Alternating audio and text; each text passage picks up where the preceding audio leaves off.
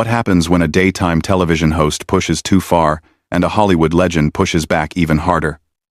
What you're about to witness is the most explosive live television moment in recent memory. A confrontation so intense, it ended with one of daytime TV's biggest personalities walking off her own show and never coming back. This is the story of how Joy Behar's career at The View came to a shocking end during what was supposed to be a routine celebrity interview. If you think you've seen heated exchanges on daytime television before, you haven't seen anything like this. Make sure to subscribe and drop a comment telling us what you think really happened behind the scenes, because this story has layers that will blow your mind. The studio audience at The View was buzzing with anticipation as the show returned from commercial break.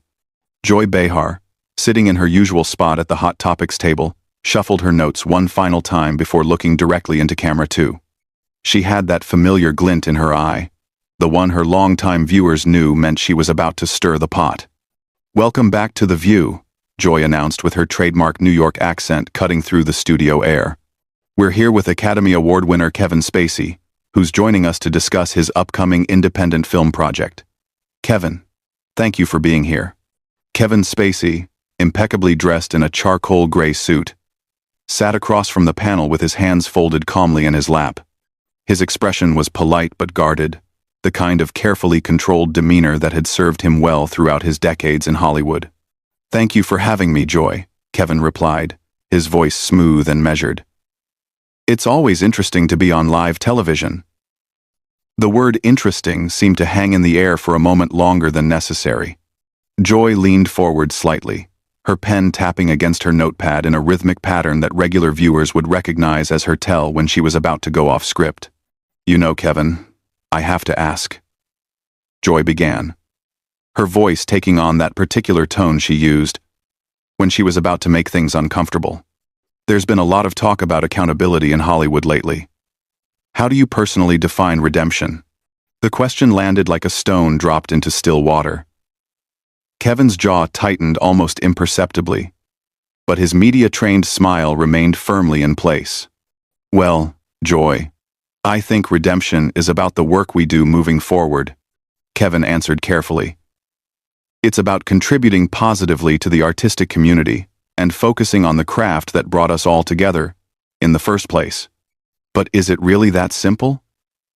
Joy pressed, her voice growing sharper. "Can someone just decide they've moved forward and expect everyone else to move with them?" The studio audience had grown noticeably quieter. Even the other co-hosts seemed to sense that Joy was venturing into territory that hadn't been discussed during the pre-interview production meeting. Kevin uncrossed his legs and leaned back in his chair, his composure still intact but his eyes now focused entirely on Joy. "I think, Joy, that we live in a society where people are allowed to rebuild their lives. That's what I'm doing, focusing on my work and the projects that matter to me." "Right. But what about the people who can't just rebuild?" Joy shot back, her voice rising slightly. "What about the people whose lives were affected by actions that some people in this industry have taken? Don't they deserve more than just someone saying they're focusing on their craft?" The tension in the studio was becoming palpable. Camera operators exchanged glances, and the show's producer could be seen frantically gesturing from the control booth, though Joy seemed oblivious to the signals. Kevin's demeanor shifted almost imperceptibly. The polite smile faded, replaced by something cooler, more calculating. "Joy, I came here today to talk about my new film, which deals with themes of human resilience and artistic expression. I'm not sure what specific situations you're referring to, but I think it's important that we don't make assumptions about people's experiences or motivations." "Oh, I'm not making assumptions," Joy replied, her voice now carrying the full force of her confrontational style. "I'm asking direct questions about accountability, something that seems to be in short supply these days, especially among people who think their talent gives them a free pass." The words hit their mark. Kevin's hands, which had been resting calmly in his lap, now gripped the arms of his chair. His voice, when he spoke, carried a new edge that hadn't been there moments before. "Joy, I need to stop you right there," Kevin said, his tone still controlled but with an unmistakable firmness. "You're making some very serious implications on live television, and I think you need to be very careful about the territory you're walking into." But Joy was in full attack mode now, the kind of confrontational stance that had made her a polarizing figure in daytime television. "I'm being careful, Kevin. I'm being careful to ask the questions that need to be asked. The questions that maybe other people have been too intimidated to ask." "Round. Intimidated?" Kevin repeated, his eyebrows raising slightly. "That's an interesting choice of words, Joy. Are you suggesting that other interviewers have been intimidated by me?" "I'm suggesting that maybe it's time someone asked the hard questions without worrying about ruffling feathers," Joy fired back. "Maybe it's time someone said what everyone else is thinking." Kevin was quiet for a long moment, and the silence stretched across the studio like a taut wire. When he finally spoke, his voice was dangerously quiet. "And what exactly is it that you think everyone is thinking, Joy?" The question hung in the air like a challenge. Joy's co-hosts were now openly uncomfortable, shifting in their seats and exchanging worried glances. The audience seemed to sense that they were witnessing something that was spiraling far beyond a typical daytime television interview. Joy, however, seemed energized by the confrontation. "I think everyone is wondering how someone can just show up and expect to be treated like nothing ever happened. I think people are wondering about accountability, about consequences, about whether talent really does give someone a free pass to just move on." Kevin's response, when it came, was delivered with the precision of a seasoned actor who knew exactly how to make every word count. "Joy, let me ask you something," Kevin said, his voice now carrying a subtle but unmistakable threat. "Do you really want to continue down this path on live television? Because once we go there, we can't go back, and I'm not sure you're prepared for where this conversation might lead." The threat in Kevin's voice was unmistakable, but Joy Behar had built her career on not backing down from confrontation. If anything, his warning seemed to fuel her determination to push even harder. "Are you threatening me, Kevin?" Joy asked, her voice cutting through the studio tension like a blade. "Because if you are, I think our viewers deserve to know exactly what kind of person they're dealing with." Kevin's laugh was soft but completely devoid of humor. "Threatening you? Joy, I'm trying to save you from yourself. You're walking into a conversation that you're not equipped to handle, making accusations on live television without any regard for the consequences. The only consequences I'm worried about are the ones that happen when people don't speak the truth." Joy shot back, leaning forward in her chair. "And the truth is that some people think they can just rehabilitate their image with a few interviews and expect everyone to forget what happened." "What exactly do you think happened, Joy?" Kevin asked, his voice dropping to an almost conversational tone that somehow made his words more menacing. "Because I'm very curious to hear what version of events you think you know." Joy's co-hosts were now openly trying to intervene. Whoopi could be seen making subtle hand gestures, trying to signal Joy to pull back. But Joy was completely focused on Kevin, as if the rest of the studio had disappeared. "I think what happened is that powerful people got away with things they shouldn't have gotten away with," Joy said, her voice rising with each word. "And I think some of those people are now trying to pretend it never happened." Kevin was silent for a long moment, studying Joy with the intensity of someone calculating his next move. When he spoke, his voice carried the kind of quiet authority that had made him one of Hollywood's most compelling villains. "Joy, you're making a very serious mistake right now," Kevin said slowly. "You're confusing having a television show with having actual power. You're confusing being loud with being right. And you're about to learn the difference." "Is that another threat?" Joy demanded, her voice now loud enough that it echoed slightly in the studio. "Because I've been threatened by better people than you? And I'm still here." "No, Joy, it's not a threat," Kevin replied, his composure never wavering. "It's a promise. You want to play this game? Let's play. But let's make sure we're both clear on the rules." The studio had fallen completely silent, except for the low hum of the cameras. Even the crew members had stopped moving, sensing that they were witnessing something unprecedented. "What rules?" Joy asked. Though, for the first time since the conversation began, there was a slight tremor in her voice. Kevin smiled, but it was the kind of smile that belonged in a thriller movie. "The rules are simple, Joy. You want to talk about accountability? Let's talk about your accountability. You want to discuss people's past actions? Let's discuss yours."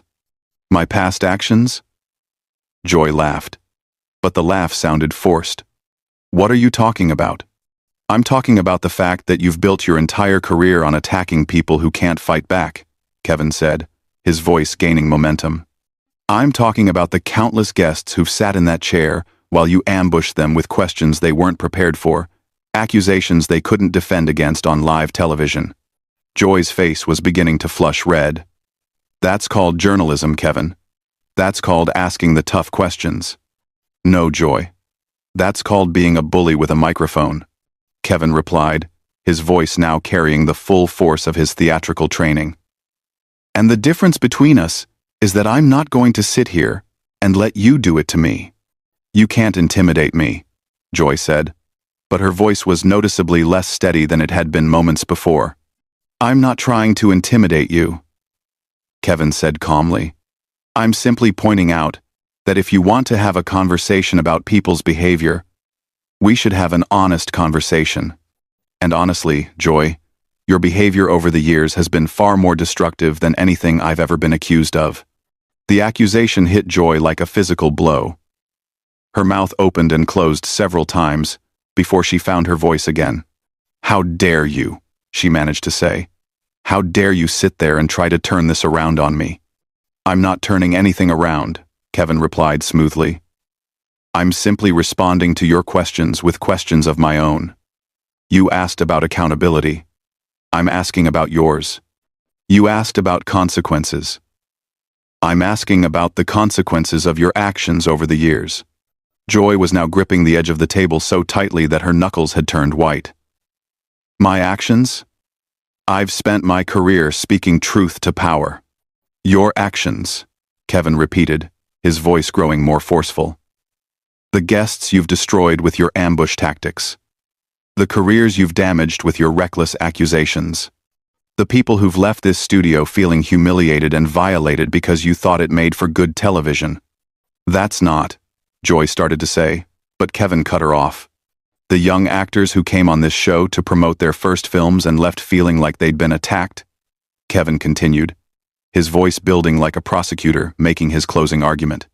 "The politicians who agreed to interviews and found themselves facing a hostile interrogation instead. The authors, the musicians, the directors who trusted this show and found themselves facing your particular brand of character assassination." Joy was now visibly shaken, her usual confidence completely eroded. "You don't know what you're talking about." "I know exactly what I'm talking about," Kevin said, leaning forward in his chair. "I know. Because I've spoken to some of those people. Joy. I know because the entertainment industry is smaller than you think, and people talk. They talk about the fear they feel when they're booked on this show. They talk about the anxiety they experience knowing they might face one of your ambush interviews. That's..." Joy began, but her voice cracked slightly. "That's what, Joy?" Kevin asked, pressing his advantage. "That's not true? Because I can give you names if you'd like. I can tell you about the young actress who had a panic attack in your green room after you spent 10 minutes attacking her personal life instead of discussing her work. I can tell you about the musician who still won't do television interviews because of how you treated him on this show." Joy's face had gone from red to pale, and her hands were now trembling slightly. The other co-hosts were looking between Joy and the control booth, clearly desperate for someone to intervene. "You're lying," Joy said. But her voice was barely above a whisper. "Am I?" Kevin asked, his voice now deadly quiet. "Because here's the thing about accountability, Joy. It works both ways. You want to hold other people accountable for their actions? then you need to be held accountable for yours. And your actions, over the years, have been consistently cruel, consistently destructive, and consistently protected by the shield of this television show. Joy stood up suddenly, her chair rolling backward with the force of her movement. Her face was now a mixture of rage and something that looked dangerously close to panic. "I don't have to listen to this," she said, her voice shaking with emotion. "No, you don't," Kevin agreed, his voice returning to its earlier calm tone. "You can walk away. You can do what you've always done when someone finally stands up to you. You can run." The word run hung in the studio air like a gauntlet thrown down. Joy stood frozen behind the table, her chest rising and falling rapidly as she stared at Kevin with a mixture of fury and disbelief. "Run?" Joy repeated, her voice cracking with emotion. "I've never run from anything in my life." "Haven't you?" Kevin asked, settling back in his chair with the confidence of someone who knew he had gained the upper hand. "What about the interview with the Broadway producer 3 years ago? The one where you made personal accusations that you couldn't back up, and when he started to defend himself, you suddenly had to go to commercial?" Joy's face went completely white. "That's not what happened." "Or the time with the documentary filmmaker," Kevin continued relentlessly. "The one who was trying to discuss her work about women's rights, but you spent the entire interview attacking her personal relationships instead? And when she started to push back, you suddenly developed technical difficulties?" "Stop it," Joy whispered, but Kevin was nowhere near finished. "The environmental activist who came here to discuss climate change but left after you spent 15 minutes grilling him about his divorce," Kevin went on, his voice gaining momentum like a freight train. "The cookbook author who broke down crying on live television because you decided her weight was more interesting than her recipes. The teenager who won a science competition and came here excited to share her work, only to have you spend the interview questioning whether her parents had done the work for her." With each example, Joy seemed to shrink further into herself. Her co-hosts were now openly staring, as if seeing her for the first time. "Those were legitimate questions," Joy managed to say, but her voice sounded hollow even to herself. "Were they?" Kevin asked, raising an eyebrow. "Or were they the questions of someone who confused cruelty with journalism? Someone who thought that making people uncomfortable was the same thing as holding them accountable?" Joy's hands were shaking now as she gripped the back of her chair. "You don't understand what it's like to do this job." "I understand exactly what it's like to do your job," Kevin replied coldly. "I understand what it's like to perform every day, to maintain a persona, to give people what they expect from you. The difference is that my performances don't destroy real people's lives." "I've helped people," Joy protested weakly. "I've given voice to important issues." "You've given voice to your own ego," Kevin shot back. "You've used this platform to feed your own need to be the center of attention, to be the one asking the hard questions, regardless of who got hurt in the process." Joy was now openly crying, tears streaming down her face as she struggled to maintain some semblance of composure. "You can't say these things to me." "Why not?" Kevin asked, his voice softening slightly but losing none of its intensity. "Because you're not used to being on the receiving end? Because you're used to being the one who gets to attack while hiding behind the protection of being the host?" "I'm done," Joy said suddenly, her voice breaking completely. "I'm done with this." "Are you?" Kevin asked. "Because this is what you do to other people, Joy. This is what it feels like to be sitting in my chair while you tear them apart for your own entertainment. This is what it feels like to be ambushed, to be attacked, to be made to feel small and helpless while you perform for your audience." Joy pulled off her microphone with shaking hands, the small device clattering as it hit the table. "I said I'm done." "And that's your choice," Kevin said calmly.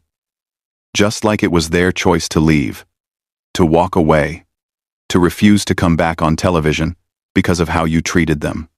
The only difference is that they didn't have anywhere to run to. They just had to live with what you did to them. "Shut up," Joy whispered. But there was no force behind the words. "The young mother who came here to talk about her book on parenting and left feeling like a failure because you questioned every choice she'd made. Kevin continued inexorably. The war veteran who wanted to discuss PTSD awareness, but ended up being grilled about his personal struggles instead of his advocacy work. The small business owner who came here proud of her success and left feeling like a fraud because you spent the interview suggesting she didn't deserve her achievements. Joy was backing away from the table now, her face streaked with tears and mascara. Stop it. Just stop it. The high school teacher who won a national award and came here excited to talk about education, only to have you spend the entire time questioning her methods and making her defend herself to a national audience. Kevin went on, his voice never wavering. The cancer survivor who wanted to share her story of hope, but left feeling like her experience had been trivialized because you were more interested in the dramatic details than the message of resilience. I helped those people, Joy sobbed. I gave them a platform. You used those people. Kevin corrected firmly. You used their stories, their vulnerabilities, their trust, to create television moments that would get people talking. And when they tried to defend themselves, when they tried to maintain some dignity, you cut them down even further. This is no. One we saw with now courting to in Decid, and they courting to in 25 too, the Screamtown and a fiver. Joy was now at the edge of the stage area, her whole body shaking with the force of her sobs. The studio audience sat in stunned silence, witnessing the complete breakdown of someone they had watched for years. This isn't who I am, Joy whispered. Isn't it? Kevin asked, his voice now almost gentle in its cruelty. Because this is who you've been every day for years, Joy. This is the person who sits in that chair and decides that other people's pain is acceptable collateral damage for good television ratings. Joy turned toward the exit, but Kevin's voice stopped her one last time. The difference between us, Joy, he said quietly, is that I'm giving you a choice. I'm letting you walk away. I'm not following you backstage to continue this conversation. I'm not bringing up things from your personal life to hurt you more. I'm not trying to destroy you completely. I'm showing you more mercy than you've ever shown anyone who sat in this chair. Joy stood frozen in the doorway for a moment, her back to the cameras. When she finally spoke, her voice was barely audible. I quit, she said, the words carrying across the silent studio. I quit The View. I'm done. And with that, Joy Behar walked out of the studio, leaving behind a career that had spanned decades, and a legacy that would forever be defined by this single, devastating conversation. Kevin remained in his chair, looking directly into the camera with the calm composure of someone who had just delivered the performance of his lifetime.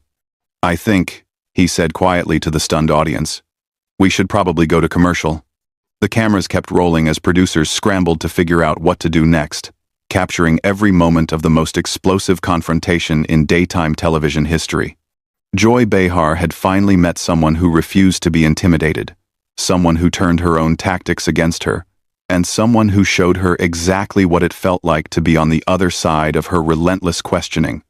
And that was the end of Joy Behar's time at The View. So, what do you think really pushed Kevin Spacey to that breaking point? Was this a calculated move? Or did Joy finally push the wrong person too far? Subscribe to the channel and drop a comment with your theory about what was really going through Kevin's mind during that explosive confrontation.